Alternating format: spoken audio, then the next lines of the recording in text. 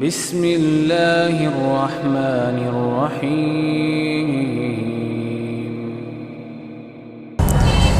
بسم اللہ الحمدللہ والصلاة والسلام علی رسول اللہ، اما بعد۔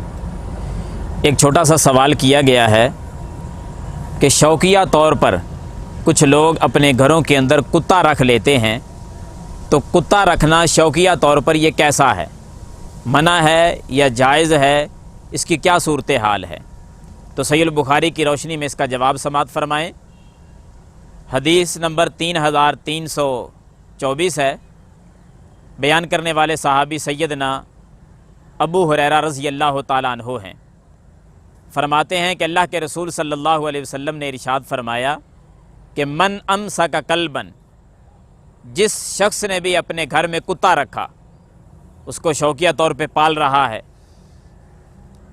کیا ہوگا اس کے بدلے میں؟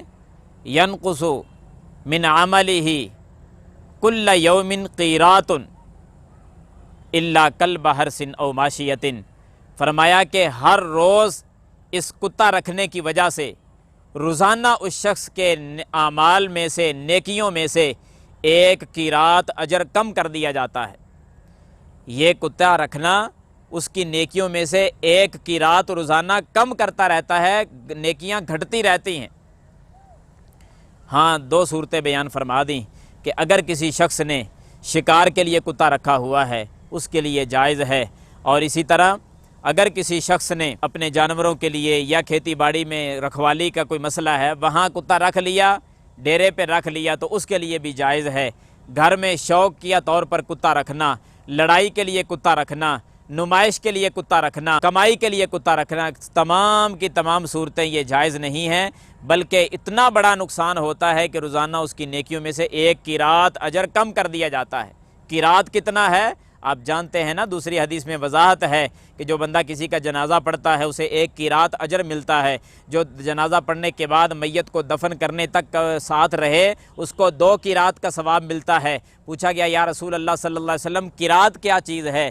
فرمایا احد پہاڑ کے برابر، احد پہاڑ کے برابر قیرات کہا جاتا ہے۔ اتنی نیکیاں ہر روز بندے کی کم ہو رہی ہیں کتا رکھنے کی وجہ سے۔